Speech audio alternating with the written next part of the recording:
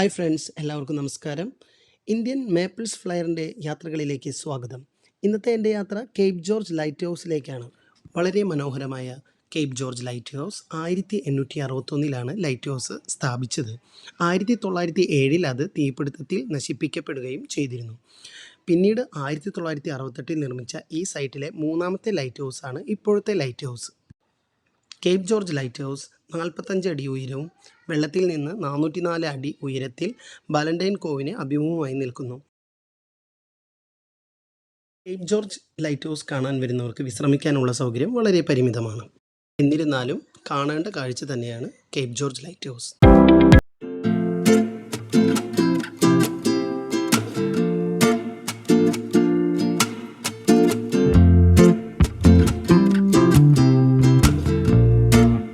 Cape George point light house സ്ഥിതി ചെയ്യുന്നത് Northumberland shore മേഖലയിലെ കേപ്പ് ജോർജ് പോയിന്റിലാണ്. സെൻറ്റ് ജോർജ് ബേയിലെ വെള്ളത്തെ അഭിമുഖീകരിച്ചുകൊണ്ടാണ് കേപ്പ് ജോർജ് ലൈറ്റ് ഹൗസ് സ്ഥിതി ചെയ്യുന്നത്. ലൈറ്റ് ഹൗസ് വളരെ ഉയർന്ന ഭാഗത്തായതിനാൽ സെൻറ്റ് ജോർജ് ബേയിലേക്ക് കപ്പലുകളെ നയിക്കുകയും ചെയ്യുന്നു. ബാലന്റൈൻ കോവിനെ അഭിമുഖമായി നിൽക്കുന്ന ലൈറ്റ് ഹൗസ് പൂർണ്ണമായും മരപ്പണിയിലാണ് നിർമ്മിച്ചിരിക്കുന്നത്. ലൈറ്റ് ഹൗസിന് വളരെ അടുത്ത് തന്നെ ബാലന്റൈനസ് കോവ് ടൂണ ഇൻ്റർപ്രറ്റീവ് സെൻറ്റർ കാണാവുന്നതാണ്. അവിടെ ടൂണ മത്സ്യബന്ധനത്തിൻ്റെ ചരിത്രവും ജീവിതചക്രവും പരിവേഷണം ചെയ്യുന്നു. കേപ്പ് ജോർജ് ലൈറ്റ് ഹൗസിൻ്റെ കാഴ്ചകളിലേക്ക്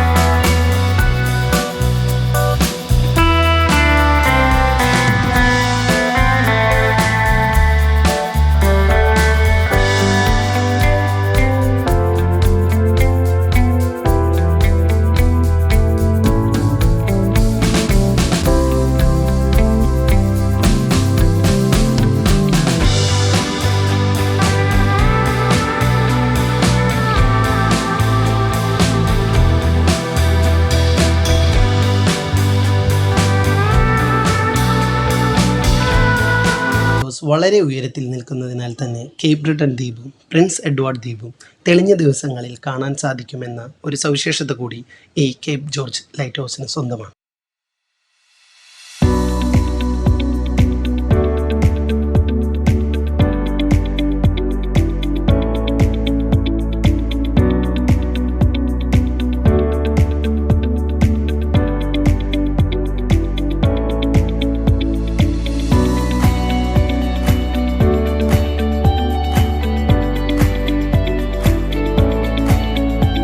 നോവസ്കോഷ്യയിൽ വരുന്നവർ തീർച്ചയായും വിസിറ്റ് ചെയ്യേണ്ട ഒരു ലൈറ്റ് ഹൗസ് തന്നെയാണ് കേപ്പ് ജോർജ്.